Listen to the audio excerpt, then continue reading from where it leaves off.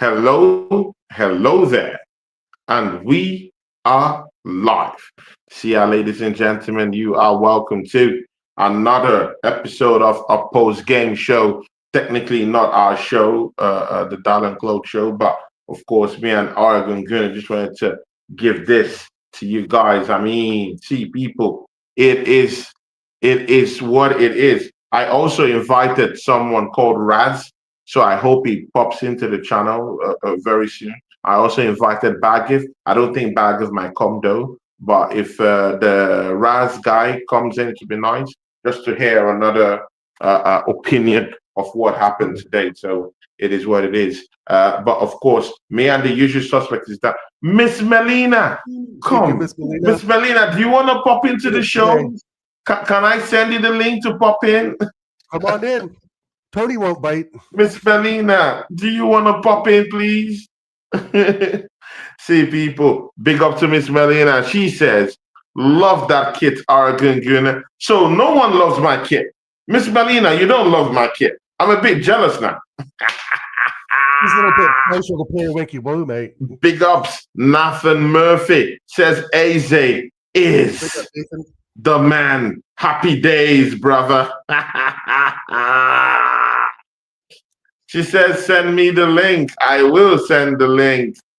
See, people, you are welcome to the show. Oregon Gunner, talk to these people, my guy. Talk to these people. Godfrey is here. Miss Melina is here. Nathan Murphy is here. I mean, Oregon Gunner, talk to these people.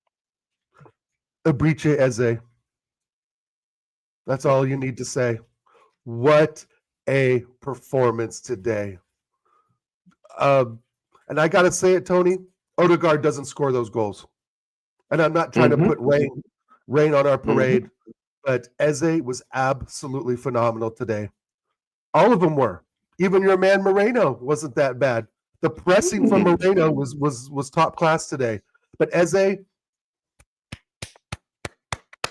the right place, the right time, and he's given it to the team that they thought he was going to join, right? He was 2 steps away from walking into that Toilet Bowl Stadium, and he did a big U-turn and said, nah, I want to be with the red and white.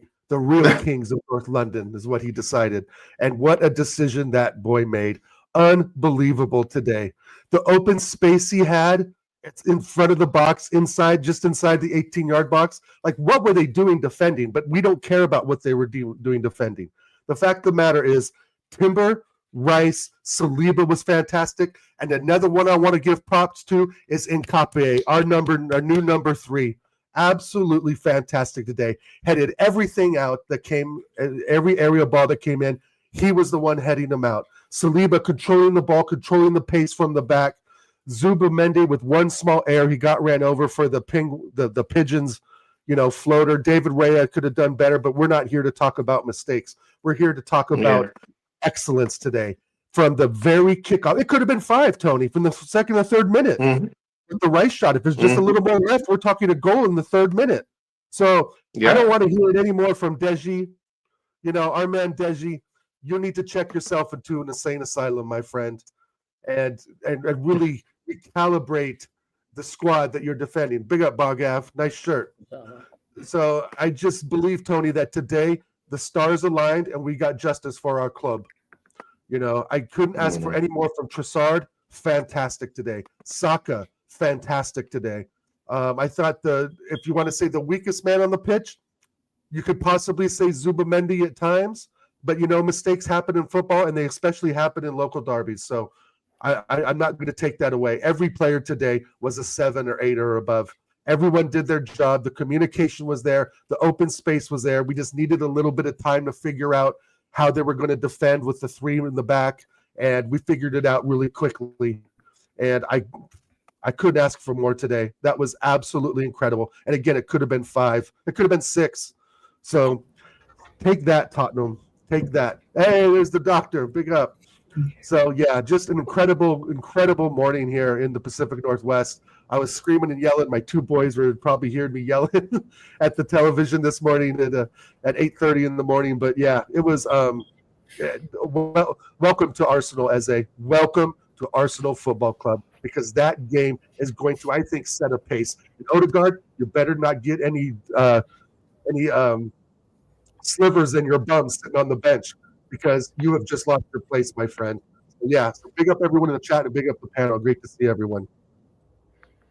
Yeah, see, big up to everyone who has joined us. Miss Melina might also be joining us soon. Bagav is still down here. See, Bagav, yeah, you're welcome to the show. And of course, what do we call our brother? I call him Raz. Raz, can you tell the people who you are, bro? Because you're making your debut on my channel. Yeah, they'll big you up and everyone. Always good to see you, Dal. A bull on the right. I don't think we've ever met before. Big up to you, man. Big up, man. So my persona, my name is Dr. Seymour Butts, Chief Arsenal Proctologist over here at London Colney Renal Center. And ladies and gentlemen, all I can say is that I have always been in phase one. Phase one is always, like seeing this club, get to the heights of where it was intended to go to after we had demolished Highbury. So big up to all you legends. Yeah, big ups. Dr. Simon, you're welcome to the show, man, and thanks, because I just gave you a short notice and pop, tap, boom, you launched yourself down here. Big ups. Bagav, tell us today, the Not London Derby, what did you think? In the 198th Not London Derby, Arsenal making it easy, simple, and clean. 4-1. What do you think? Talk to these people, bro. I'm very happy. I mean, going into it, I thought it would be like a 1-0, but they proved me wrong. So I'm happy with that. That's all I want. I just want to keep racking up the results. Get until February, just keep checking it off, and then we know what happened a couple years ago. So we're going to take it a little cautiously. This time we finished the job. Hopefully, that's what I want. As far as today, the goals were brilliant. The hat trick. That's the first hat trick since Eddie Nketiah in the league. Yeah. In the Premier League. Yeah. In the cup, I think Jesus scored a hat trick in the cup. But yeah, very very. It was a very good performance. I didn't like the even though Richarlison's goal was a little world class. I didn't like the. I think it could have been avoided. All around, it was pretty good. I would say the only weak links were. I think Saka could have had a better performance. Kind of sad not to get on the score sheet. He'll probably be kicking himself for that. But apart from that, Raya, Zubamendi. I mean, maybe it was Zubamendi at fault or Raya, depending on whoever you blame. But apart from that, I mean, can't really argue with a 4-1 against a rival team. So that's what I think. Yeah, definitely.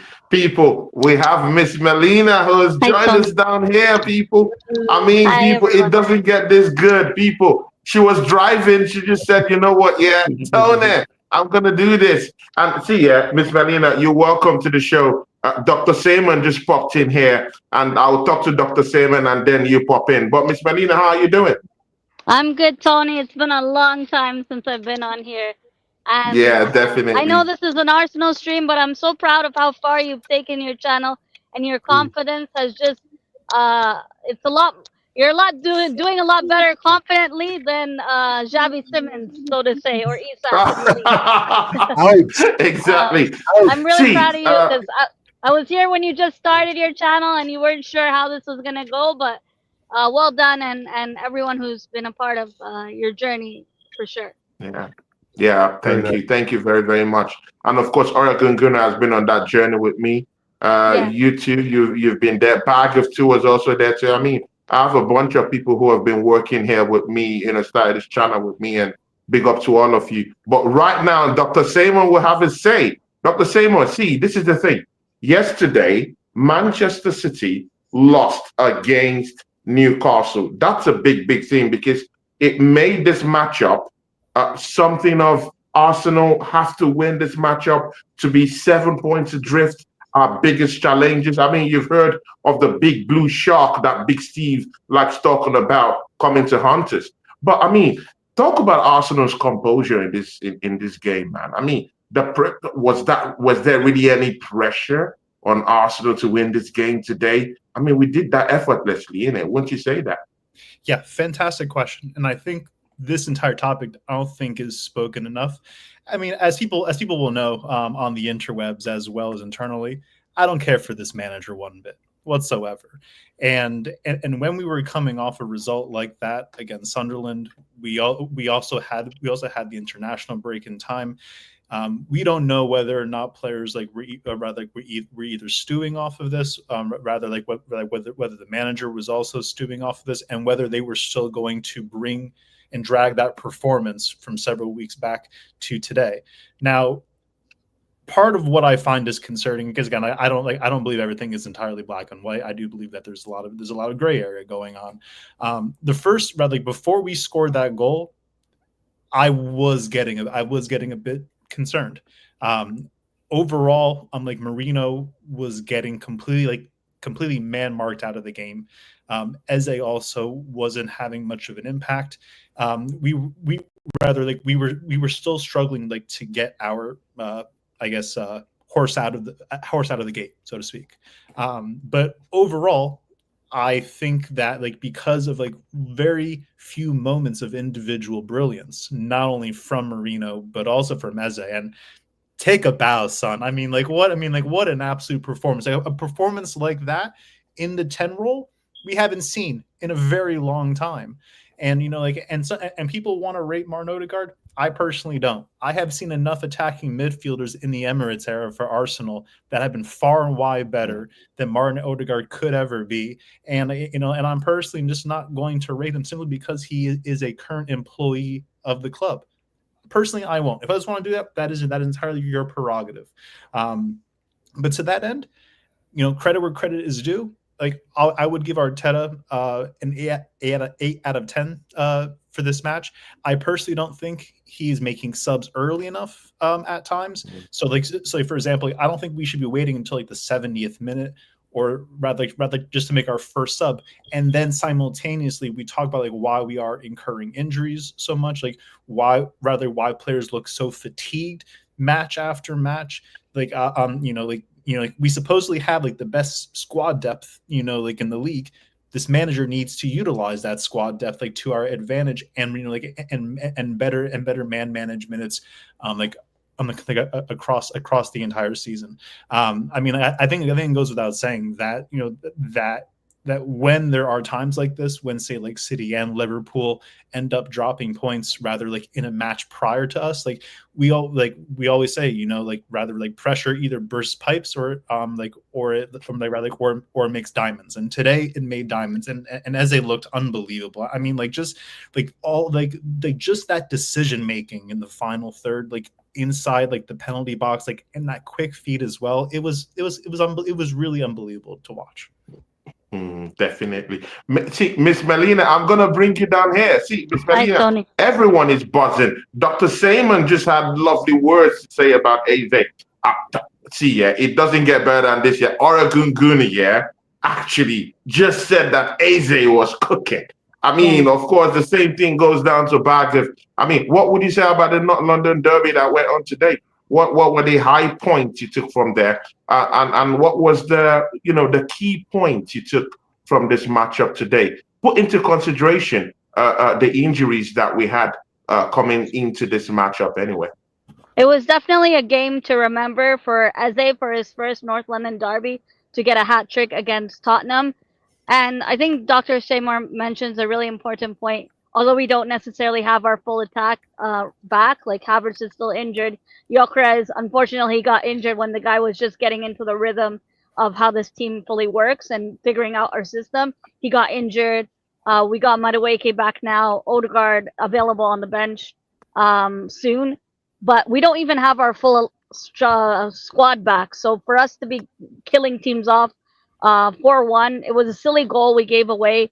The only thing criticism-wise I'll take for Raya in the game today was, I guess his height really, maybe the defense could have done better to stop that, but his height isn't one of his strong points. And I guess as a goalkeeper, you can't really get everything, but Raya's been incredible this season. And even last season, he saved our asses in some games where our defense was a bit shaky. A player I want to mention that often goes under the radar but has consistently good performances, and arguably for me, he is the best right back in the league. It's Jurrien Timber.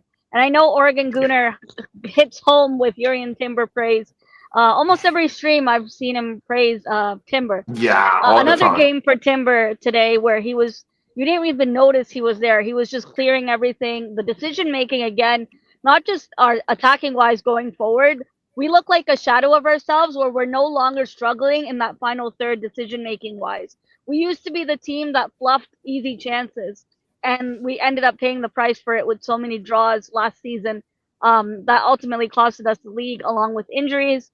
I'm not using injuries as an excuse, but I think, this game is awesome, but we have to look ahead at Chelsea at the bridge. For me, like, these are must win games for us. Take each game one game at a time, but not get overhyped up with it's definitely nice to beat Tottenham in the way that we did. And I'm glad no one got sent off for us. I thought there wouldn't be a North London derby without a red card. I was thinking Romero might have gotten sent off today, but I think the officiating was good today. It was fair, and none of our players got hurt. That's the most important thing. And now we have a big game midweek against Bayern. That Bayern team, I want to see us go toe to toe with. Like, this Arsenal team today showed against Tottenham that defense that they tried to do against us with Thomas Frank's game plan. The only critique I have is what Dr. Shamar said, the subs. Arteta is waiting until the 70th minute to bring on players like Lewis Skelly. We want to see these kids get game time, but not overly managed. I know they're young and they're developing, but you don't want to overly manage them. You want to be somewhere in the middle where they're also getting good game time under their belt and good experience. I disagree with the rumors of sending Waneri on loan to somewhere like Bournemouth. We don't want to be that team where we send a player out on loan and then ultimately we have injuries and we're now regretting the loan move, which has been something we've done in the past. So I don't want us to default to that.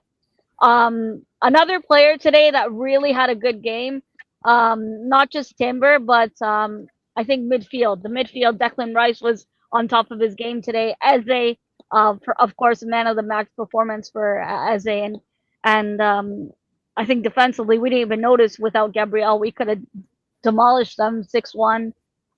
It was a good game. Great game. See, people, yeah. Let's dive into this one here, people. Just last week when our talisman at the back, or centre back, leader, Gabi Magalhaes, got down injured. Everyone was like, every Arsenal fan were like, oh my God, what are we going to do? And mind you, everyone thinks, most Arsenal fans do think is central, is a central point, is at the nucleus of our set pieces. Yeah, most of the corner kicks, those slide headers he gets into to nudge and assist in the 18-yard box of the opposition territory. We just felt that we're losing not just only a defensive rock at the back, but we're also losing a leader on the pitch. Oregon Gunnar, and everyone will also answer this to take a piss of this bite in this one. Nkapi's performance today. Mosquera was the usual suspect to be the replacement today, but Mikel Arteta kind of just twisted the whole thing and just did something different. What do you think about Nkapi's resolve today and his gameplay? Well, I thought he was fantastic. I thought he won every aerial duel, to be honest. Whenever was coming on his side, he was strong. And hands up to the recruiting staff and Arteta for finding a winner. This guy looks the real deal. And we talked earlier, I think last week, Tony, about Mosquera or Nkapi in that spot for Gabriel, right? And I thought either one probably would have done a job today. To be honest, Spurs weren't all that threatening, but 10, 15 minutes in the middle of the second half, to be honest. But, if you look at the overall experience between the two, Mosquera and Nkapi was invincible with Leverkusen, right? And Mosquera, he played at Valencia, right? Not quite the level in the Spanish league that they've been in the last, you could say, 3 decades, so to speak, right? So I kind of look at Nkapi of being almost more professional, if that makes sense, and having a little bit more of that winning mentality ingrained in him than Mosquera, right? And also I believe he's 3 years older or so, maybe 2 or 3 years older than Mosquera. So if you add up all those years with experience, you can see that Nkapi is kind of just a little bit more of a level above Mascara right now, in my opinion. And then not just today or the few microwave minutes he's had over the last few weeks, but just as a cumulative, experience and all. So I think Arteta made the right move of starting him today over Mascara.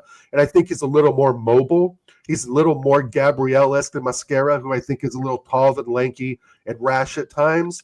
But other than that, I think that Hincapié came in at the right time because, like Dr. Seymour said, we are running players into the ground. There's no doubt about that. But I think Arteta, the assistants, the medical staff know that. And I think that's part of the game plan, is to push the first 11 as far as they can go. And that will have, that will have good and bad, right? That will have great results like today, and it will have crap results like against Sunderland or any other team, lower level team that we've struggled with in the last 5 or 6 years. So with Hincapié, I think just, if we can beat Spurs 4-1, almost 5-1 with him in the back, I think missing Gabriel won't be such of a large blow. And I want to say shout out to Yeti. And I want to say big shout out to Yeti, because he's one of the only ones who's been saying that Nottingham Forest did not get the credit that they deserve yesterday. Everyone's been saying, oh, Liverpool just played bad. Liverpool this, Liverpool that. No, Forest whooped their ass. And they whooped their ass well. They played good football yesterday. So shout out Yeti here in the chat, my guy. And I just wanted to say that because I'm tired of these Liverpool pundits saying, oh, we just played bad. It's one of those games. No, they were played off the pitch yesterday by a very organized and determined Nottingham Forest side. So big up Nottingham Forest and big up my guy Yeti. Big up to Longhead Yeti. People, if you've not subscribed to Longhead Yeti's channel, what are you doing? Longhead Yeti, Nottingham Forest fan, big friend of mine, big friend of our channel, and we love the guy. He's a Nottingham Forest croon, and of course he does lots of gaming stuff on his channel. Go listen. Just go and take a look at Longhead Yeti's channel. Great guy. Bagav, I'll bring you into the fray too. I mean, we're talking all about Hincapié right now and his performance down there. What did you think? I thought it was solid. I thought he was the better of the two center backs. He played really well, really calm. I like Oregon said, he kind of softens like the Gabriel blow a little bit. But let's see. Let's wait and see. He has to do his game after game. That's part of being an elite club. So let's see how he handles it. How he handles the pressure. Dr. Seymour, of course, Hincapié, because I wanted all of us to answer that one for a reason, because I want to know if Mosquera is looking good in training. Do you think Arteta should be more open to giving Mosquera a chance in some certain kind of league games, or is this position now okay? Hincapié did well in the North London derby, so therefore that position is until Gabriel comes into the fray. What do you think? Great question. So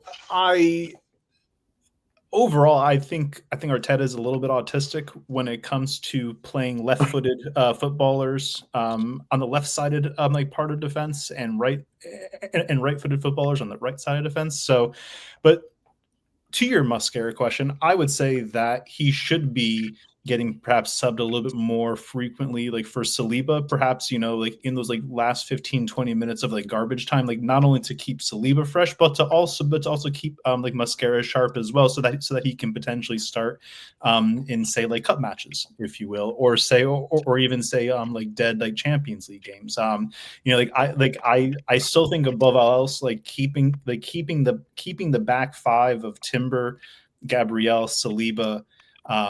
I mean, I don't rate Calafiori, so I'm gonna skip that. But Rice and Raya, I think keeping those five healthy across the season is tantamount.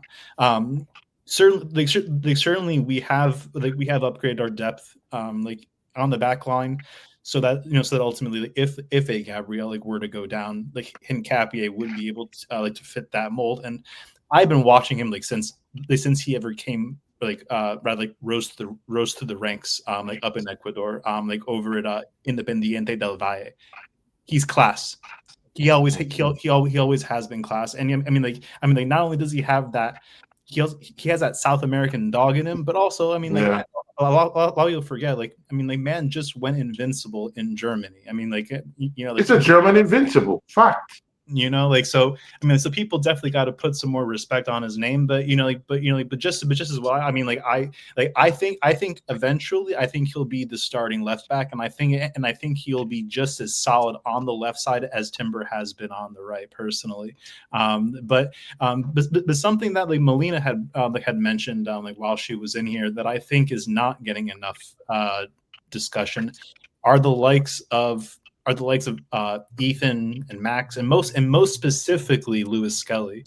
It should be very disconcerting that none of them are getting any first team action, especially Lewis Skelly, rather coming ahead on a World Cup year.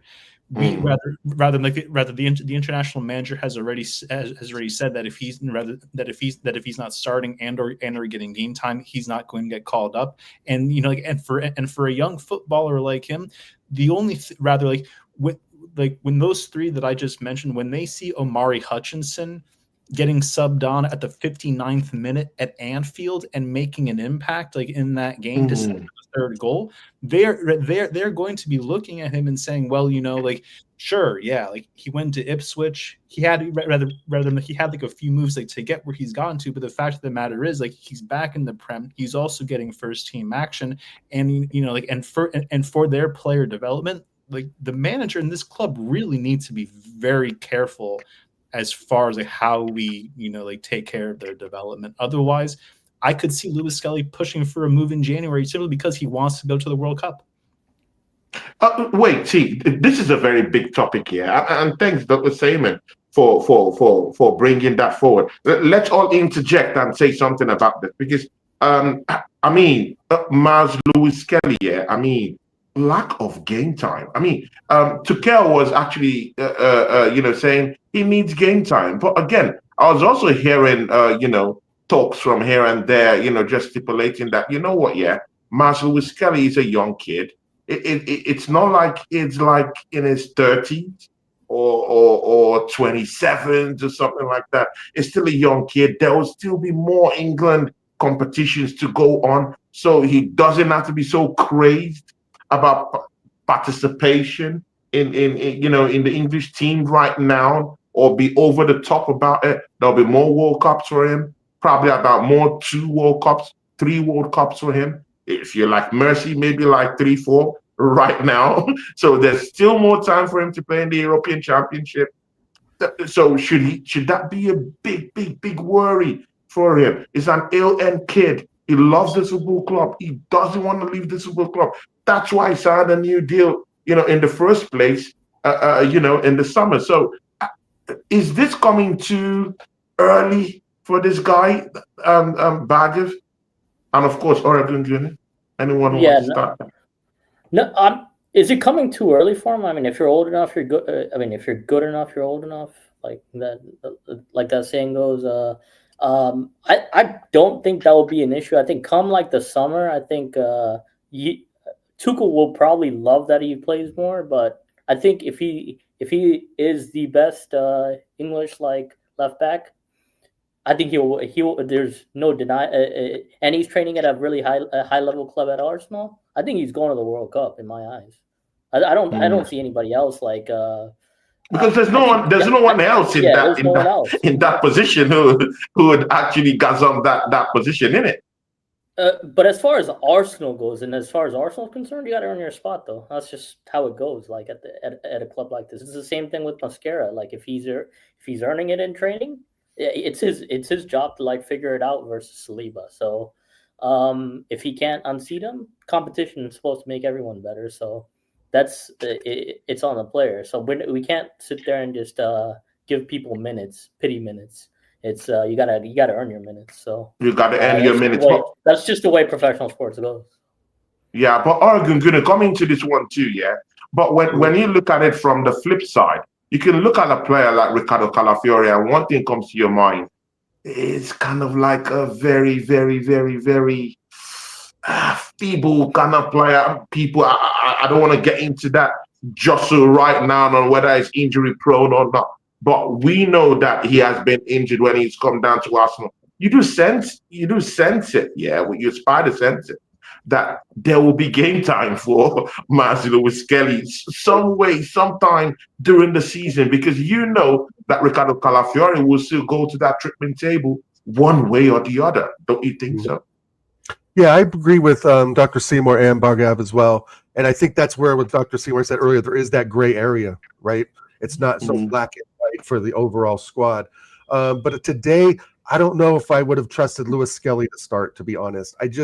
But the Mariko Hutchinson comparison is good. But you've also got Jed Spence out there, right, as well for Spurs. So there is that age. But I also agree with Bargav, says when you're 20, what is he, 19, 20, you gotta wait your turn. I mean, that's just kind of the way it works, especially at Arsenal, right? But we have seen greatness in Lewis Skelly against Atletico Madrid. He did the fantastic dribble through the middle, and he's had very good games in some of the cup competitions. So I think that's sort of the steps he needs to take in those matches and those competitions to get a starting role in something as big as the North London Derby.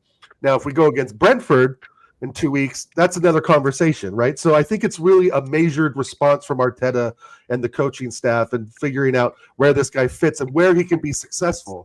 You know, is the North London Derby, I mean, come to find out, they weren't as good as we may have thought. Like Bargav saying, a stinky 1-0. We went and put 4 on them. Could have been 5, maybe 6. Right? And would Lewis Skelly have given away a goal against Spurs today? Probably not, right? But, you know, there is steps to this. And as much as I don't even rate Calafiori that highly, like you said, I don't know if he's so feeble, Tony, but he's much more of a raw talent, right? He just kind of runs and runs and runs and doesn't really do that defensive side. But today it was defense. But again, it's Spurs. I mean, they're really not that good, right? I mean, we know Sunderland really are better than them. Crystal Palace are better than them, you know. So I don't know if today's NLD is fantastic for us, the scoreline, but and the performances, but I don't know if that's a good gauge to see that, you know, that we're not going to drop points against some of these lesser level teams like we've done in the past, you know. But today we still got to bask in the glory of today because it was a massive win today, and it put us 7 points ahead of City, 6 points ahead of Chelsea, and we're not chasing the points. We're finally not chasing the points. And that's something that you and I, Tony, have talked about over the last couple of years, is that, you know, we need to be in these positions in first, second, slightly in third, and not always be chasing the points, right? So now it's good to see other teams chasing the points. But with Miles Lewis Skelly, I agree with Dr. Seymour and Bargav. It's really just a measured response from Arteta and where he thinks these players can be successful, right? You don't want to put Lewis Skelly in against, let's say, maybe Chelsea coming up. I just think that's maybe too big of an occasion as well. Maybe if we get more of a points gap, more of a spread, then maybe he would be safer with that. But I get what Dr. Seymour's saying. And, you know, he's roughly just a year younger than Mascara, right? And then Nwaneri, if I believe it, is the second youngest on the team, but just ahead of Dowman. So, I mean, it's just, those are hard decisions to make, man. You know, but I think Calafiori hasn't really been that bad. Just a little bit injury prone, but he's still pretty much a raw talent that just runs and runs, gets caught out of position. But Lewis Skelly can get caught out of position as well at times, and we've seen that as well. So other than that, I think all the youngsters should stay. It would really kind of break my heart a bit to see Nwaneri go out on loan in January, which has been some of the rumor mill, because if he goes out and doesn't get that play time, or goes out and gets injured, then we're back in a sticky situation where we don't want to be. So I just, you know, I just think that it's a measured response from the coaching staff, and I can appreciate that. If I could, okay. Yeah. If I could just briefly rebut. So I mean, so I overall, I do agree. I mean, I don't believe in giving pity minutes. But simultaneously, you know, this isn't Lewis Skelly's breakout season either. I mean, he played how many games last year? I think it was at least 30 plus matches across all competitions, and he also bossed the game over at the North London Derby last year, and he also bossed Real Madrid as well. So I mean, I think corrected. I'm glad you remember that stuff, because I forget that, but that's very true. He did play in those matches. Sorry to interrupt. He played those matches. And he also had a great performance, as we mentioned, against Atletico Madrid this year. So I mean, I think he's certainly up to the occasion, and I think he's also proven his quality over time as well. Like what I find like disconcerting is that I don't think Calafiore has provided I guess like provide performances like that like consistently over time. And I just and I also I don't know, maybe it's because I have a bit of a bias like towards towards our own like academy players, right? It could rather that could also be a part of it. I personally think there's a bit more of a vendetta going along here because mind you, we have spent how much money and on how many left since Arteta has been here at this club, right? Yeah. And so just from like a financial perspective, and also as well like the left back that we had for for a long period of time, ever since that we had booted out Kieran Tierney, which what a goal, by the way, like for Scott. Yeah, big up to you, Tierney lad. But that was a great goal. But rather ultimately, like Lewis Skelly pushed out Zinchenko, and we know that Zinchenko and Arteta were like this as well. So not only is there that friendship factor, but also like imagine the people higher up, i.e. Andrea Berta now saying, well, this doesn't make any sense. Like, how come we've spent so much money on left backs when the answer was always internal? But I do hear you. Like, he is still young, but I think we've seen quality players who were also younger than Lewis Skelly, like starting consistently, like whether it was Fabregas, whether it was Wilshere, I don't know. Like I honestly wish that he would just be at least getting more game time period, whether he's starting or not. Like I just don't think he's good enough just to be sitting on the bench, as well as Ethan and Max. I really don't want to see him go out on loan either. Sorry for the rant, but yeah, that's. Definitely. This is a big one now, guys. Yeah, I mean, I'll start from back of, and I want everyone to contribute to it. Yeah, see, people, there's a big thing brewing. We just saw Martin Odegaard on the bench. Yeah, just sitting, kind of giving the team a mental push to go win the game. We just saw Madueke come into the fray today. Yeah, people. We all know Mikel Arteta always likes his favourites in the game, and people, Kai Havertz might soon be coming back by the end of December or so. People, now that Eze have just took off like this year, scoring a hat-trick, yeah, in the North London Derby is something big. But we've been seeing bits and pieces of him, flashes of his quality that he did always show in Crystal Palace, and it just took full, length today. Odegaard is pushing to come back into the game as early as next week. People, do you think Mikel Arteta should just drop Eze immediately? Odegaard is back next week. What's the change in dynamics in our midfield you guys want to see? I'll start with you, Braga. Oh no, I want Eze kept there, but we both know it's not going to happen. First, at the first sign that Odegaard's fit enough to go, he'll be back right in the team. It's just a trend. You think so? You think so? Oh, 100%. There's no 100%. He's the way he's been built up, the way that he talks about Martin Odegaard's importance. The first day he comes back, he's going to go straight back into it. They want him lifting the cup. They want him lifting the title. They want to see Odegaard's armpits come May. So he's definitely gonna come back. He's definitely coming back. I'm telling you.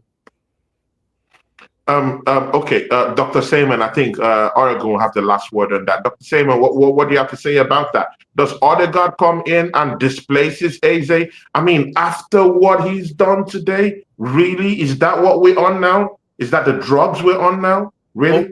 Well, I mean, unfortunately, this is Arteta's modus operandi, and always has been. Like, he has his favorites. We know he has his favorites, and we also know that he has his less than considered, if you will. Despite I've always personally said it.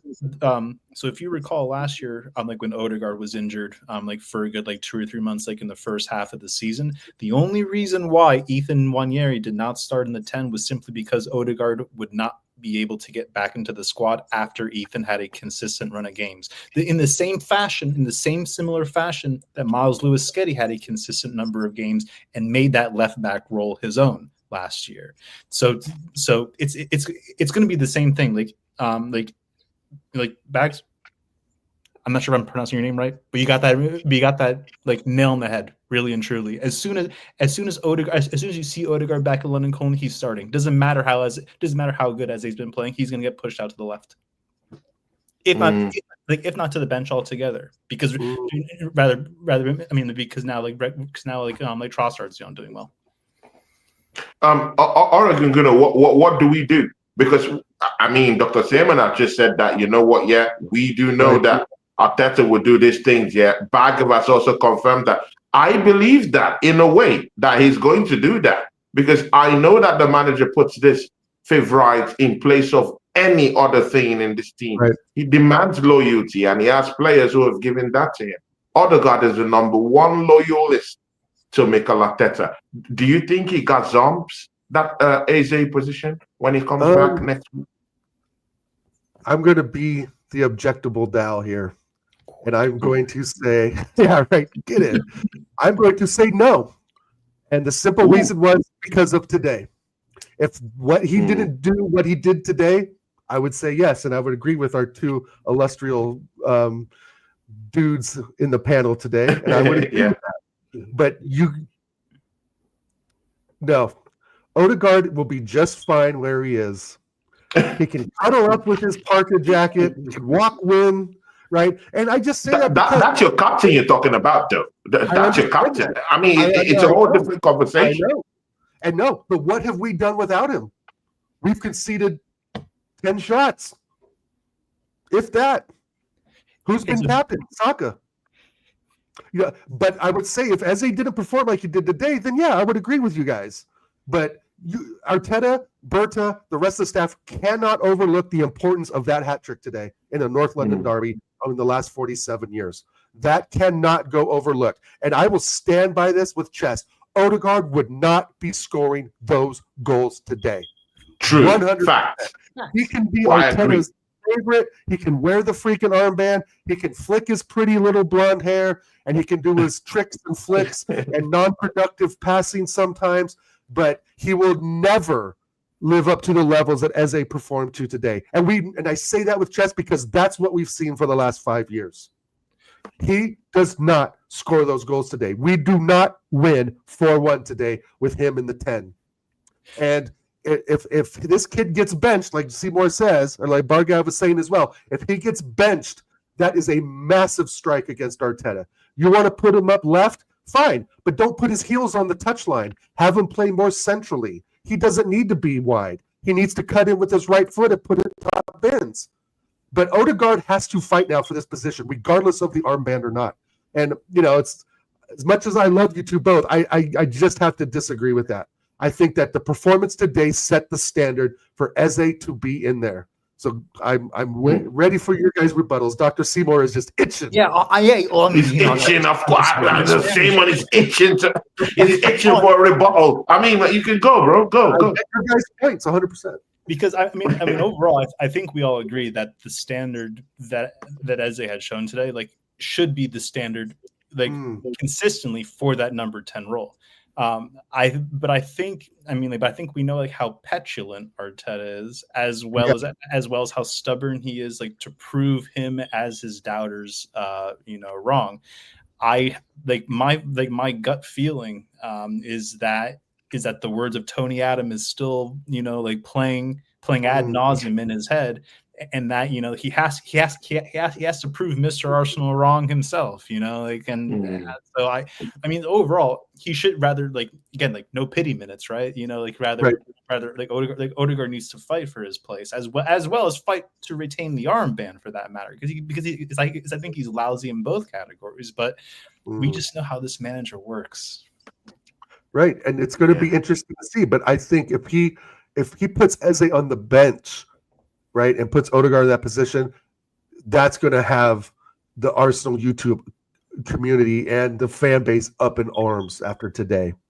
Again, if it wasn't for the performance today, then yeah, there's that chance. And I like I said, I agree with you guys as well, the way Arteta operates. But there's no denying what Eze did today in the last 47 years, right? And if Arteta has any sense at all, he'd put that in context or put him up left and give Trossard a break, right? Trossard doesn't need to start every game.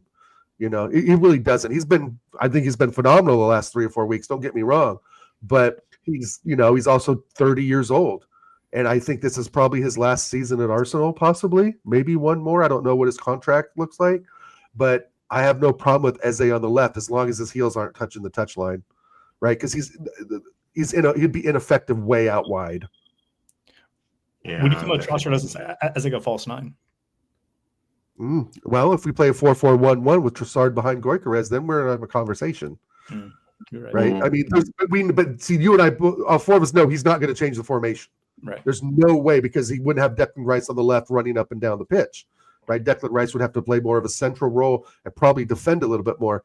But I mean, to be 100% honest, it wouldn't surprise me, right? It wouldn't surprise me if he snuck Odegaard in and put Eze on the bench to come on in the 65th, 70th minute to bring that bit of flame and that fire and start cooking. If we're down 1-1 or something, like I could see that as a tactical move. But I want to see what I saw today, guys.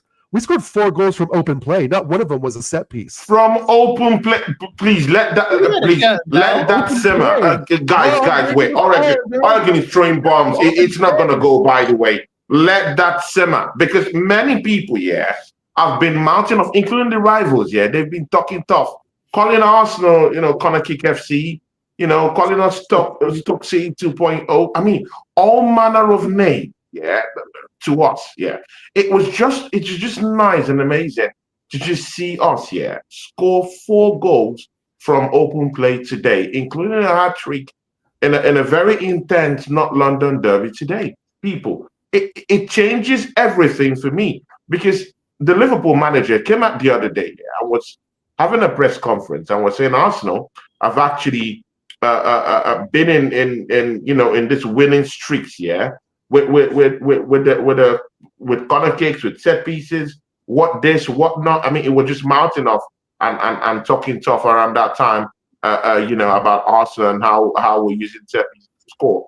Talking as if maybe we don't have any other kind of like dynamism into our game, or to our game, that could actually change the way we play and get goals. But today completely proves that wrong, that we can actually not depend on set pieces to get goals. That even without one of the biggest characters, in our set piece structure, in Gabi Magalhaes, we could still score, we could still control the game, and we could still have leadership on that pitch. It's different. It's of a different level, people, today. Bagav, different question for you, brother. I want you to come into the fray. Do you believe that we're winning the league this season? Put your neck on the line, brother. Put your neck on the line. Do you believe that we're winning the league this season? And brother, I mean, we should start asking these questions, because look at Manchester City, being smacked up by Newcastle. We went down there, and you know what we did down there. We got the 3 points, came back home, hooray. Now, City went down there, got smacked up. Look at Liverpool getting smacked up by Nottingham Forest. People, it's now time we have to put our necks on the line. Do you believe that Arsenal can win this title? I'm not saying until February, but we have a high chance. No, listen, I'm still haunted by 2 years ago, 2 and 3 years ago. I'm still haunted 3 years by that. 3 years ago, we lost it. 3 games left? 3 games left, and then it was 5 games. Was it 7 games left? The second time, something like that. Villa loss, etc. So I just want to keep checking off the calendar until March, and then go for the kill this time, and hopefully we finish this time. That's the big thing. What the issue? So it's only 6 points, right now. Yeah, we're leading Chelsea with about 6 points, but we're leading Man City by about 7 points now. 7 points. I mean, so one loss next week, and we could still be in meltdown. So, Sure. I just don't see it yet. I just don't see it. Hopefully my confidence grows come February and March. Yeah, sure, definitely. Dr. Seaman, do you think differently from that? Do you see us winning the title? Is it a given that we're winning this title right now? I mean, when you're seeing our rivals, get plucked, absolutely plucked, by all the smaller teams, aren't you giving us the light of day to actually win the title? Isn't it? Isn't it an Oakland task for these guys to come back and hunt us? Would the blue shark hunt us till the end when they're getting smacked up by Newcastle? So overall, I typically don't really entertain these questions, especially when we have the manager that we do have, who is probably the equivalent of like shaking a magic 8-ball. So Good analogy. So I know a lot of top gooners love context. So since this isn't my first rodeo, like seeing Arsenal top the league in November, let's just go through some context here. So in 2007, 2008, we were flying high. Eduardo was scoring goals left and right after we had brought him in from Dinamo Zagreb. Broke his leg, and we had bottled that, because mind you, we were in first place in week 29 of that like during that year. That's true, bro. In 2013, 2014, we had flown right out of the gate as well. We were top of the league through week 24. Went up to Anfield February 1st, 2014, got battered 5-1. You bet we bottled that league that year too. Was that Peter Crouch? That year? That was Peter Crouch year. I think it was. Yeah. It was the Aaron Ramsey year that he was also playing out of his socks. Right. In 2015-16, which mind you seems very reminiscent to this year. All of our rivals have fallen off, and that year we were top of the league through week 22, but Leicester came out and surprised everyone, and they won the league that year. We can even and so mind you, 2013, 2014, and 2015, 2016. Guess was playing for Arsenal at that time? The manager, Mikel Arteta. All of this is so psychologically ingrained, unfortunately. So yeah. So when you get to his time as a manager in 22-23, we were top of the league at week 33. You remember, mind you, like that 7-point gap. Saliba went down. Oh my days, man! You're relieving the PTSD, bro. Again, I mean, like you're relieving the PTSD, bro. I certainly don't mean to to rehash things, but I mean, but as I say, context is important. Because in the following year, we were in first place in week 36, and we still didn't win the league. So unfortunately, like when you ask me, like, are we going to win the league in match week 12? When say City are still, mind you, I mean, like City are still, let's see, the most informed team. Well, I mean, like, granted, we are 7 points, ahead of them, but we've also dropped a 7-point, rather gap previously, much later in the season. So I think overall, like, as a lot of people have said, like, we need to take everything match by match. We also just need to play consistently, and that's what bothers me, like, to no end, because I think, at least personally, like, when I've seen matches played against, say, like Atletico Madrid, or even today for that matter, or against Leeds, like, we know that this team can score open play goals. We know this team can put the ball in the back of the net. So why in the fuck, pardon my French, why do we end up, dropping points to silly teams? Like for example, we're seeing teams go up to Anfield, and give them the whole what to do. We couldn't do that and lay a marker down. And dropping points at the Stadium of Light, I'm sorry, is just completely unacceptable for this team at such a phase in the project that they're in, trying to rather trying to get over the line. You can't be going to a team that just got promoted and then drop points there. personally, that's just not viable. So especially from the winning position. Remember, we were 2-1 up. right, and last year as well. Like I think we had dropped 21 points. Well, again, you have to factor into context that the Stadium of Light is a very, very difficult place to go to. No team has won in the Stadium of Light this season. You are absolutely correct, but also the Stadium of Light is also not the Bernabeu. It's also not Camp Nou, and it's also not San Siro. No, I hear you, but they've only considered about 11 goals this season, bro. That's a well-drilled team. It's a well-drilled team, and they've scored 14 goals. They were in top 4 the week. They were in top 4 in the week when we played against them. So it's a well-drilled side. Many big teams will go into the Stadium of Light and struggle this season. I'm sorry, even Chelsea couldn't beat them. I certainly Chelsea struggled against them, and they won Chelsea. I don't concede that. Just like how teams back in the day would go over to the Britannica, and they would drop points against Stoke City. I totally hear that, and I think that is a factor. But simultaneously, Arsenal's squad, for where they are at, we cannot continue projecting that we have that we have the best squad in the world. We also have the best squad depth in the world. We also have the best manager in the world. We have all these best factors in the world. Best factors in the world. And yet somehow we're still finding a way to drop silly points like that. That's all. That's all my point. That's all the point is. Yeah. Again, I get it, but again, see, we're not gonna win all the whole games in the season, man. Even in our best season yet, in the invincible season, we never won all the games. For sure. There were lots of draws in that title winning year. So I mean, it is what it is at this point, but we're not gonna win every game. There will be games where we'll drop points. City's dropping points.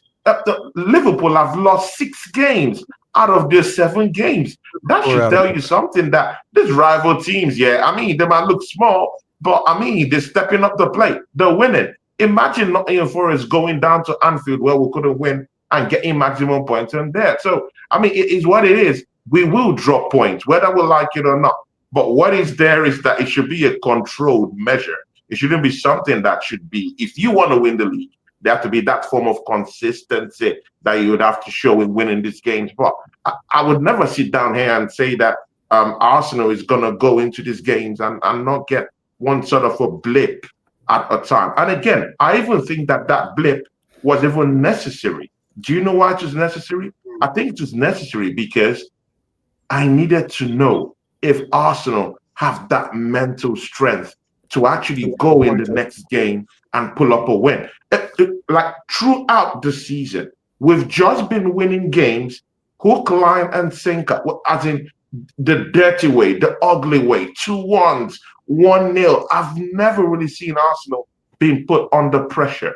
That game against Sunderland, and right now knowing that we bounce back in this game, sort of just tells me, okay, we have that mentality to bounce back from a blip. Do you also know why that is? Because when Arsenal drop points in previous seasons, we always drop it in a flurry. It's in droves. It could be a draw against them, a Bournemouth, and then we go against an Aston Villa, get a draw, and then the next week again we go against West Ham, and then we go stink up the place and they beat us at home.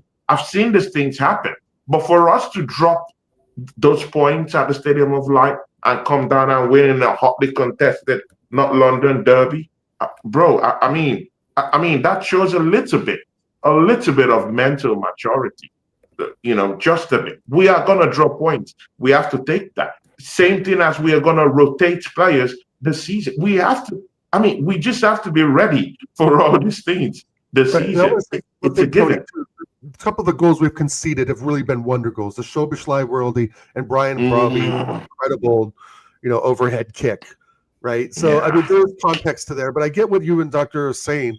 My anger and fury at the Sunderland game, like I said before, we were up 2-1, and it was Arteta that decided to put on the handbrake, because if he would have let them play like he let them play today, we would have beat them 4-1, right? And that's where I get the up. Is when is this manager going to pull the handbrake, and when is he not going to pull the handbrake? And I think that causes confusion in the whole camp. right? But I think you hit you had a good point, Tony. Is that you're right? It kind of has been in flurries. A draw, maybe a 1-0 Draw, win, lose. We've seen it before. loss, and then a draw, It and a has win, happened, bro. right? Yeah. So, but I think that, but also, this is the best squad we've had in 10 years. I've said it 100 times on many different channels. This is the best squad we've had in a decade. The most complete squad and the best depth.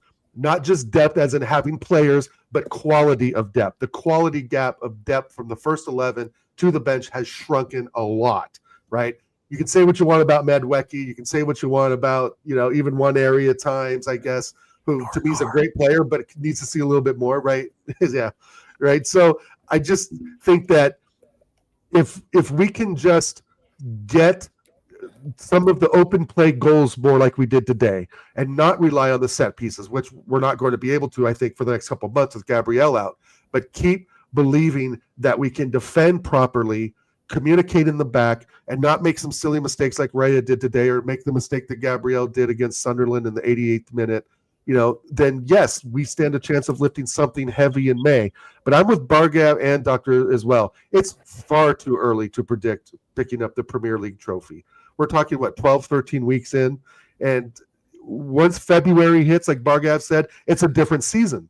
It's a different season for the league in general, right? Because you see the bottom teams really, really pushing harder to get, maybe a top 8 position or that, at least top half of the table. And then you see the top 4 or 5 teams trying to remain consistent.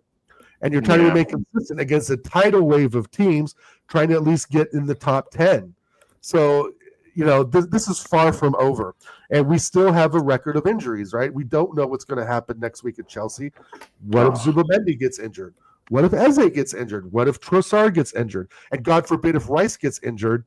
Let's say he's all right, don't do this, bro. Don't do this. Say no more. Rice gets injured. Say no more. I don't see anyone else being the engine that he is and the work rate that he has there's other players with his work rate, but I just think that Rice is so crucial to this squad that having him out would be a massive, massive blow for us right now. Yeah, definitely. See, guys, we're ending quite soon. Bargav has something to do now, but we'll be ending quite soon in the next, I think, maybe 4 or 5 minutes. Last question, we have Bayern Munich on Tuesday, people. Final question, guys. Dr. Seaman, just talk to us. What do you think about that Bayern matchup? And again, put into consideration what Zubamendi did at the middle of the park. If we do that against Bayern Munich, because Bayern Munich is that kind of team that they keep possession of the ball, when they lose the ball, they work hard off the ball like lions to regain the ball. And if Zubamendi is put into such positions where he would have to lose the ball and doesn't regain the ball, and his retention game isn't really that good, when we play against Bayern Munich, when they see those kind of chances, they swoop in for that, and they have someone who can do it in Harry Kane. What do you think about our game in the Champions League against Bayern Munich come Tuesday, brother?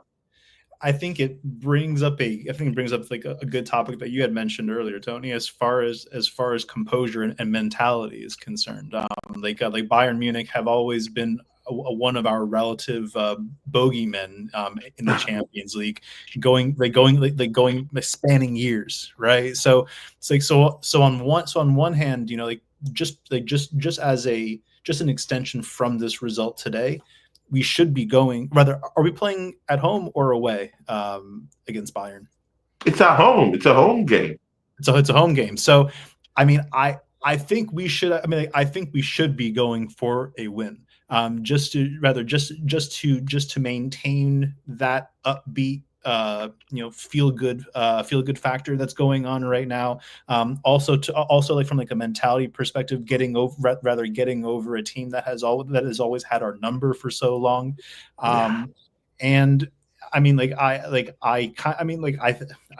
think we do want to talk about the potential, like if Rice does go down. But I mean, like that's, I mean, like, but it is, but I guess it reiterates the importance like of rotation and ensuring that that we're not having Rice like run like 15 kilometers like rather every single match, despite the fact that he wants to.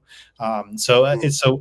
I mean, I don't know like if Lewis Skelly like can play that role like rather like that deep lying back, but I definitely don't want to see Norgard starting. I really like. I mean, he because he's definitely not the level. So as far as the match, I think we should be going for a win.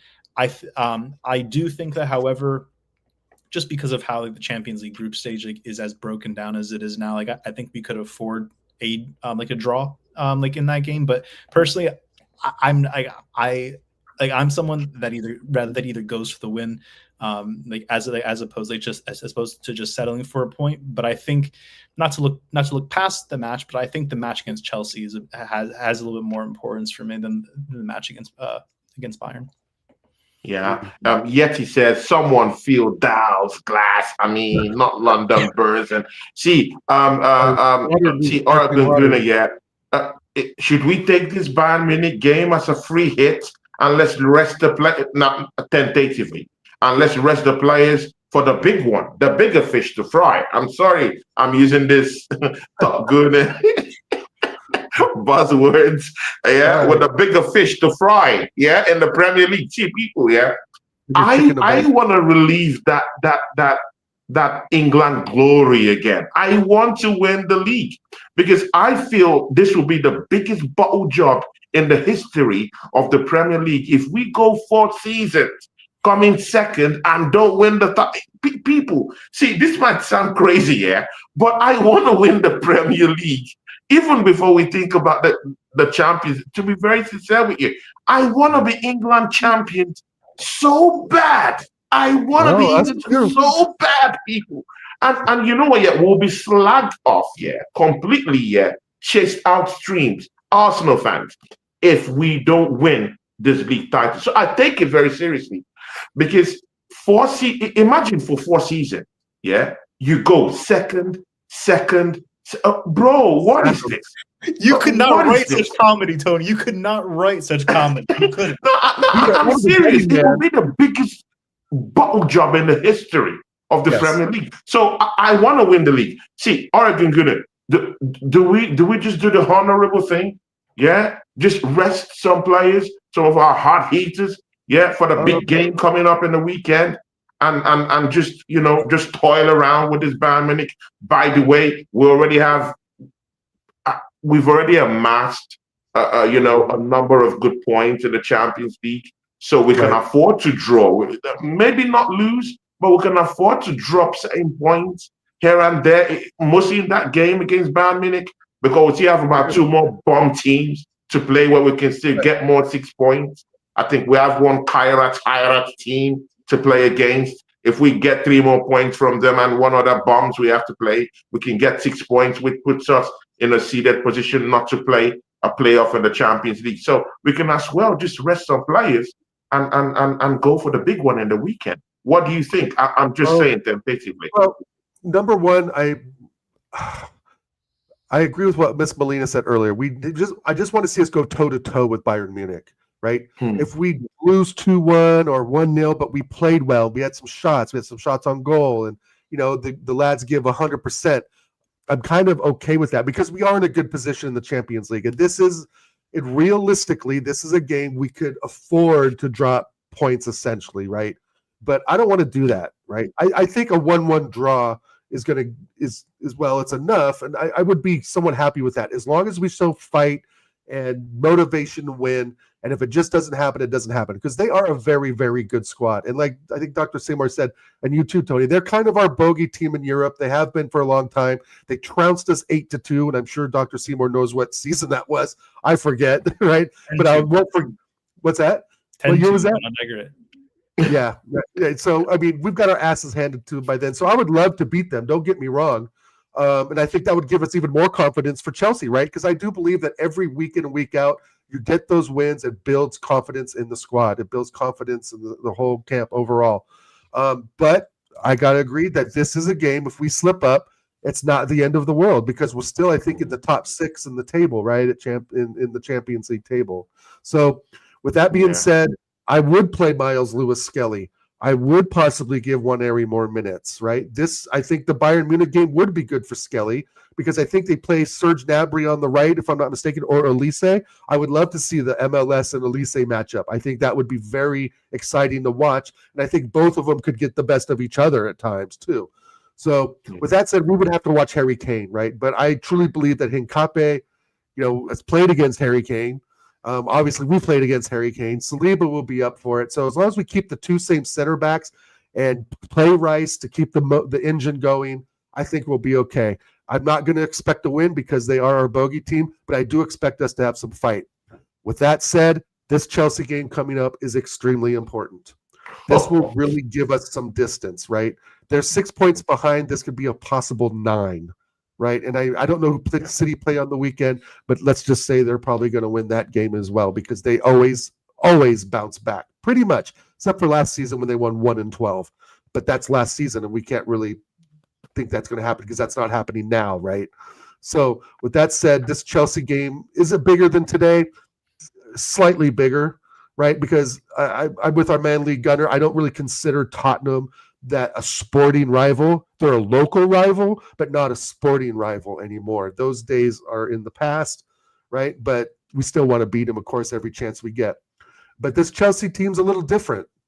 They're not the best defensively, but they have I think Enzo's having a very good season. I think Pedro Neto's a very good player. So we're going to have to be on our P's and Q's for sure. But I still think we can beat them, and I think we can beat them at the bridge. And big up Yeti coming a member. But yeah, big up Yeti. Yeti has always been a member of my channel. He always pays his membership dues. Big up to Longhead Yeti. That's my guy. People, if you've not subscribed to Longhead Yeti, go subscribe to. I mean, some guys have already gone down there to subscribe already. Big up to Longhead Yeti. I need to have Longhead Yeti down here. And see, big up to everyone. Yeah, thanks for joining us today. You were about saying something before we I was just going to say, I see that Acers and Yeti put in the chat, City F Leeds. That's a City win. There's no doubt. I think Leeds are going down. But so the Chelsea game's big. It's going to be a little bit different than Tottenham. They're going to be a little more open. They're going to want to attack, and obviously they're going to be at home. And it's, if we play like we did today, we'll beat them. I'm pretty sure if we can keep the consistency like we've talked about many times, Tony, that we can pretty much beat anybody on any given day. But it's just about what the first 11 the manager puts out, taking off the handbrake, letting the players express themselves. But as long as we go back to Bayern Munich, as long as we go toe-to-toe with them at home, I expect a result, but I expect some fight. I don't want to see us just, fluff it off. It's like, oh, we're already at this level, so we can take it easy. No. But I also agree to see more butts. Miles Lewis Skelly, I think is perfect for this Bayern Munich game because this will even prove what he's got, right, Doctor? This will put him to a real test. Michael Lise is no bum at all, and that will be a very good matchup to watch. So with that said, I think the next couple games are going to really determine where we're at. I thought the Atletico Madrid would be a big test for us, but it wasn't. I mean, we absolutely. But it wasn't. Yeah, exactly. Right? It wasn't at all. But Dr. Say different. Dr. Simon, do you rate Chelsea's season in any way?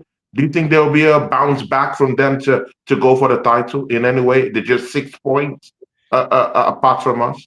I think we need to be very concerned about Chelsea, because when we talk about we have the best squad depth. I mean, while that may be subjective, they have the greatest quantity of squad depth available. But not quality though. But not quality. Very good.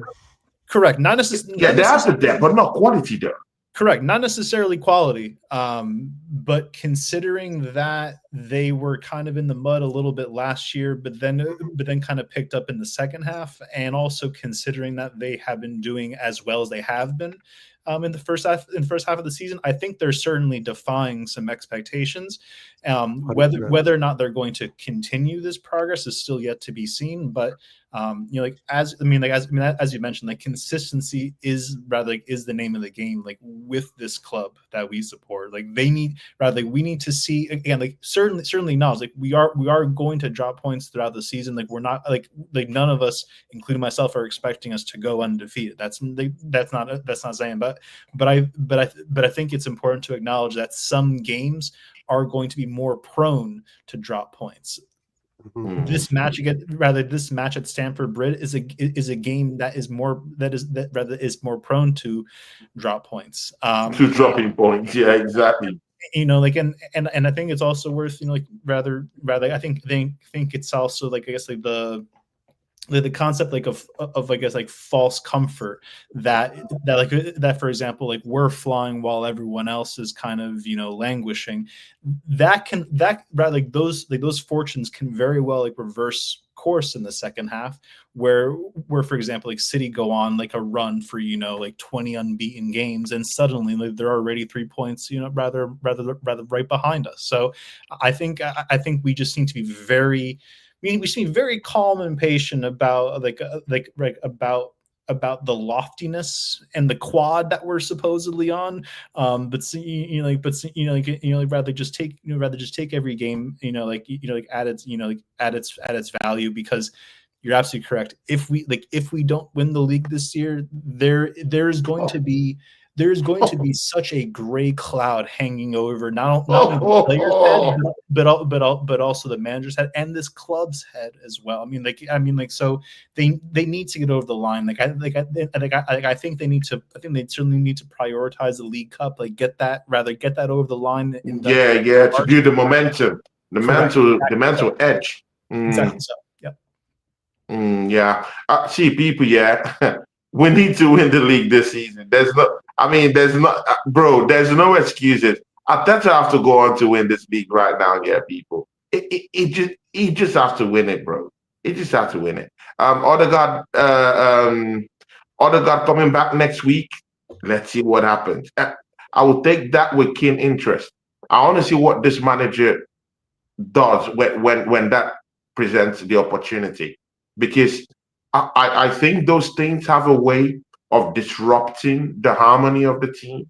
If he decides to bring in Odegaard when Eze is putting up performances like this, these are the things that might really bring in friction. What is he going to do with Trossard now that Gabriel Jesus is now feeling okay?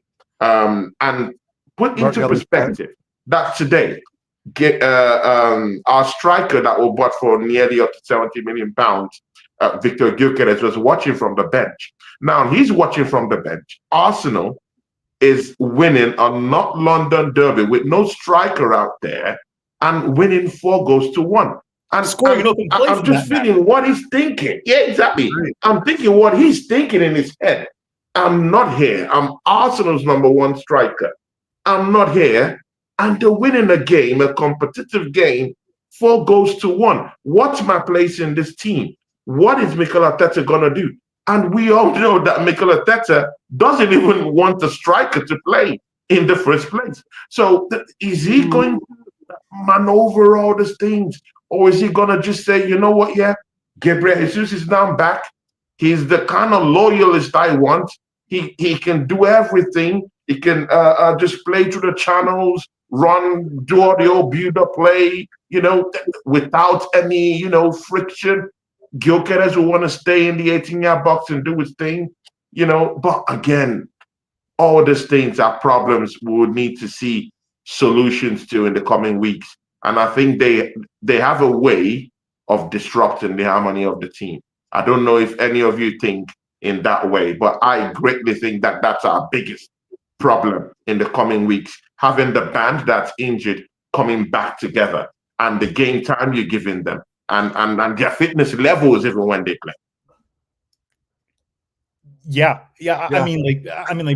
Personally, I don't know. I've already seen enough of Havertz.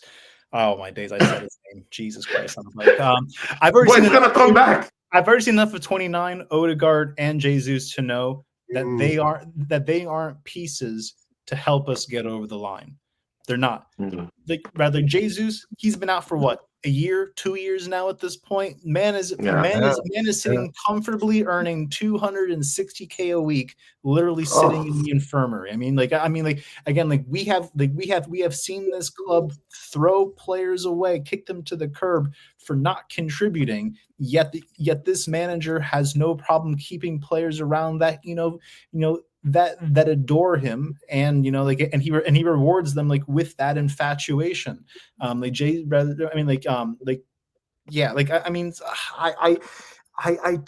don't want them anywhere near the squad. You're absolutely right. I know that they're going to be coming back, much to my chagrin, and I know that this manager is also going to force them into the first team, much to our chagrin. I think they certainly need to earn. They need to not only earn their bread, but they need to earn their place back in the squad. Otherwise, they can warm bench for all I care. Quick sell in the summer too, for that matter. I don't think Gabriel Jesus touches the pitch much at all, guys. I got to be honest. I just don't. Are you sure about that? He's one of Arteta's favorites. Well, you guys are you serious? The extravagant panel again. I just don't. I don't think you can hide from the results that we have achieved with this starting 11, even with Gabriel in and out, right? The Gabriel injury is so new, so you have to include Gabriel in there, right? He's going to be fine. I think he'll be back maybe before 2 months. Who knows, right? But to put Gabriel Jesus in there, number one, that's career suicide for Arteta. Number two, we ain't lifting anything with those players you mentioned, right, Dr. Seymour, 100%, because we've seen that for the last 4.5, 5 years, that it leads to second place, right? And it leads to no domestic cups. It leads to getting knocked out of the Champions League, right? So if Arteta has a single ounce of fucking brain cells, sorry to curse, Tony, that he would just keep Jesus on the bench, pay out his contract in January, and send him to Everton or Juve. I just don't see any way back for him at all. There's no reason for it. There's really none, in my opinion. But Arteta does crazy things, so I got to give you that as well. But Havertz will play a part. And Tony and I, you and I have talked about this before. It's a no-brainer. He's going to put him in. It's a no-brainer. He's going to put him in. Mostly now that Gyökeres hasn't even held down that number 9 spot in any way. It's a given. He's going to bring him back. But has Mourinho performed better than Jesus in the last 2 seasons? Yeah, because Jesus has been crocked. But he's not a striker. I don't rate Moreno as the 9 either. Don't get me wrong. So I see what you guys are doing. You're predicting that he will do some bad shit. Yeah, exactly. But we've seen it. We've seen him do that, though. We've seen him do that, though. But I go back to reinforcing my point that we can look in the rearview mirror, guys. We can. It's easy to look in the rearview mirror, right? And Dr. Seymour knows dates, times, seasons. Fantastic. My memory doesn't hold to that. I remember. All been documented down. Yeah, exactly. All written down in a spiral notebook. Fantastic. But it would be absolute asinine for this manager to look at Gabriel Jesus and say, "You'll do." Like I just don't see a world where that's going to happen. They're waiting to get this guy out. I truly believe that. He was an Arteta yes man like Zinchenko, right? He wasn't Arteta Wait. I'm sorry. Do you think they're itching to get him out? I'm seeing Gabriel Jesus in training, laughing and giggling with bro. I'm seeing Gabriel Jesus laughing and giggling with the squad. They're having giggles and laughs in the training facility down there. I saw in some couple of pictures where Gabriel Jesus was literally carrying Mikel Arteta on his back in the training section just this past weekend. And you're saying these guys are itching to get him out? I don't think so, bro. It's not true. $60,000 a week off the books. If Berta has any balls at all, he's going to look at Gabriel Jesus and said, "You're done here, son." And he needs to be shipped off to Juve or Everton, are the two teams he's been linked to in the last few months. And if it doesn't happen, then that's a big mistake by Berta, right? He has to go. We get rid of Jesus, bring in Quentin Timber, who I've been wanting for the last year and a half, right? Jesus said he's going nowhere up until 2027. That's what he said. Fair enough. Then that's what happens. But this guy can't be. But let me get back to my point quickly, Tony, is that you and I spoke about this. It's going to take more than 11 16, 17 players. It's going to take a conglomerate effort of 20 plus players to get this over the line because of injuries, because of form, because of Arteta's decision making, because of the fucking weather, right? Let's be honest. We're shit when January hits, and that's where we start to slide a bit, literally slide on the pitch, right? This isn't like Dr. Seymour said, this isn't his first rodeo. This isn't my first rodeo, and it certainly isn't yours either, Tony.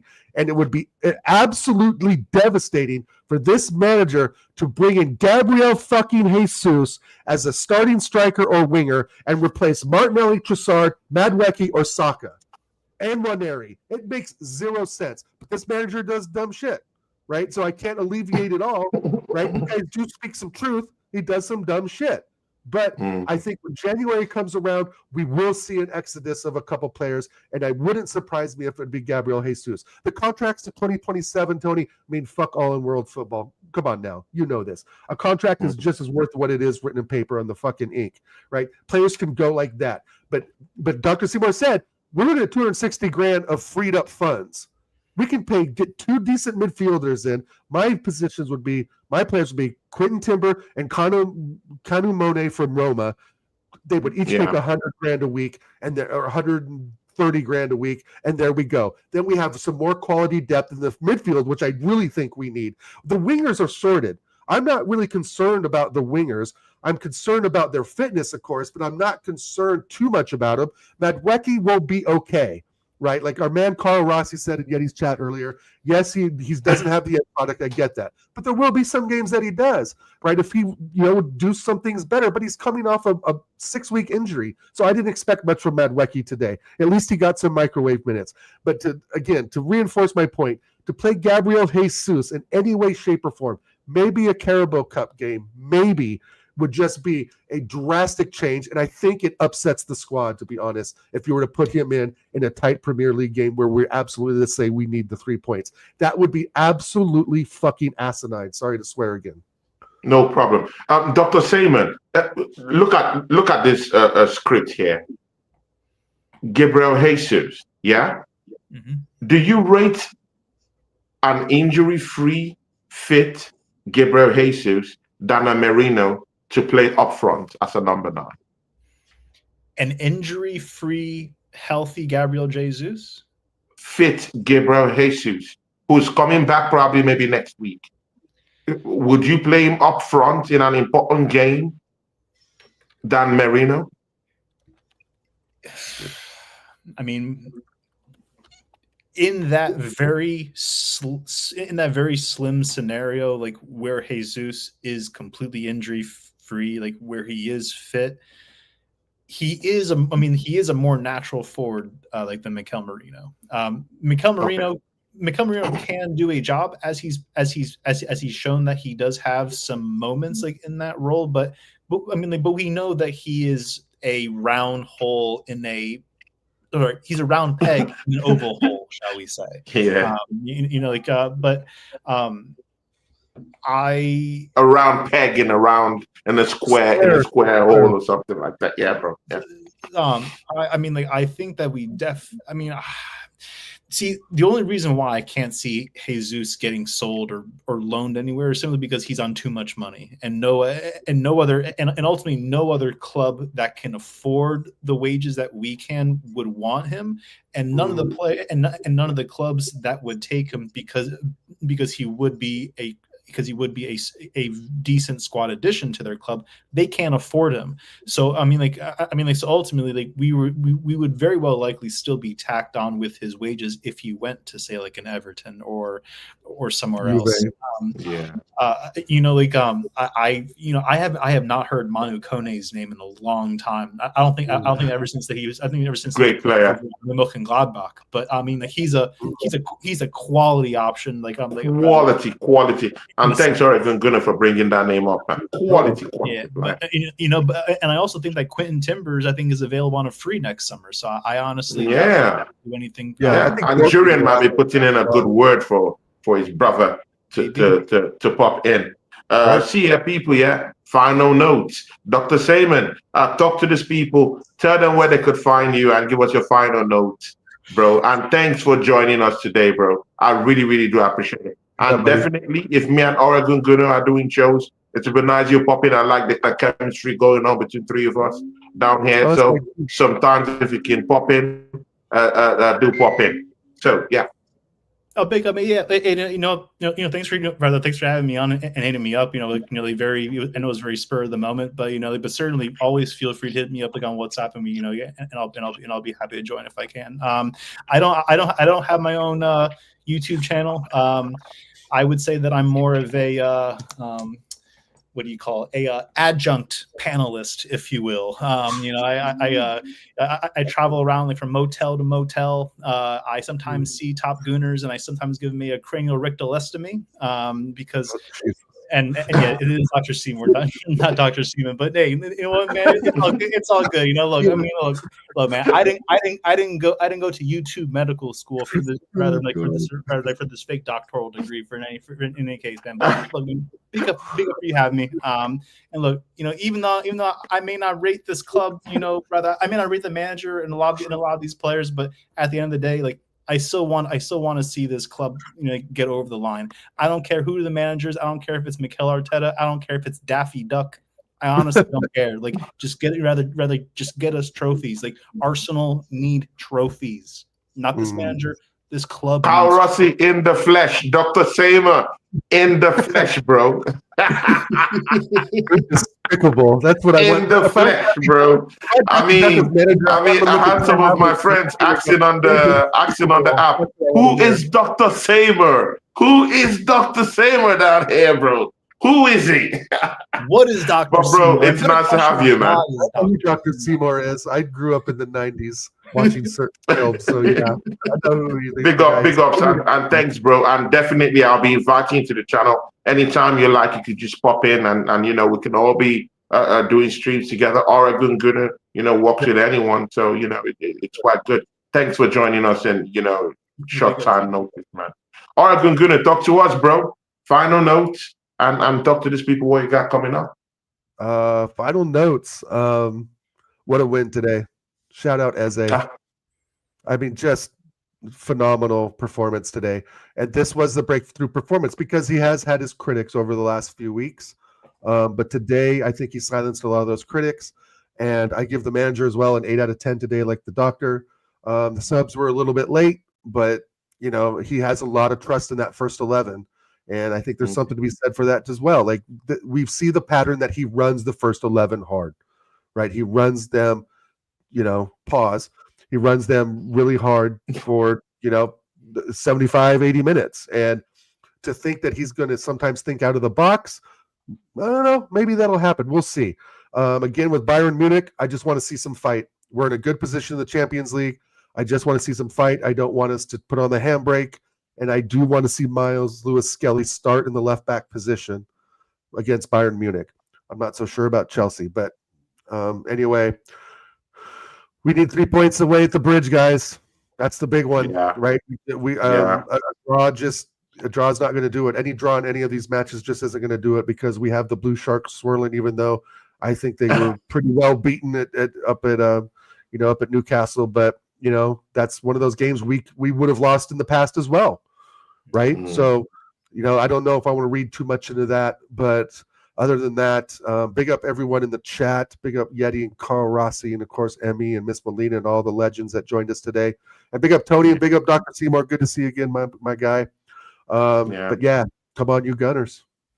Yeah, come on, you Gunners. See people, you will be seeing Dr. Seymour here. I like the guy, I've been seeing him in our group chats that we have on WhatsApp down there, and he's been dropping some great bombs there, and I really like his takes, and he's a very pretty much unbiased person and football fan. So it would be nice to actually do shows with him. So please, Dr. Seymour, it would be nice to have you down there. I have the utmost respect for you, your intellect, and what you bring to the table. So big ups to you. And people, you'll be seeing more of Dr. Seymour down here. And of course, people, I will be with Oregon Gunner this week. So me and he'll be having our show together, the Dal and Claude Show. To be coming back this week. We'll talk more into the analysis of what happened or what will happen in that Bayern Munich game. Probably maybe that should be like Wednesday or Thursday. We'll fix the time for that one. Me Me and the Waffle Dome will be back together. Me and Josh Trugoon will be back this week with the Champions League watch along, and we'll do a show together. I'll be back with BBK Sports. So, I mean, it is what it is. I'll also be chopping up Deji Spurs, the Multi Tottenham Hotspur fan. I'll be having him this week. Me, him, and Northside LDN will be having a show this week on the Nutmeg Show, where I will be cooking Deji Spurs. I mean, bro, man. I mean, after losing 4-1 in the Not London Derby, I mean, you just have to cook. He had a meltdown today. I mean, you have to take a pop at this Tottenham Hotspur fans. People, subscribe to Longhead Yeti, a big long-time friend of this channel. People, a big guy on this channel. I love him so much. He's a great guy. Big up to you, Longhead Yeti. Big up to Carl Rossi, of course, in the chat. Miss Melina was in the show. Bagger was in the show also. Big up to this legend. From me, Dr. Samer, and Oregon Gooner. We are out. Peace, people. Peace.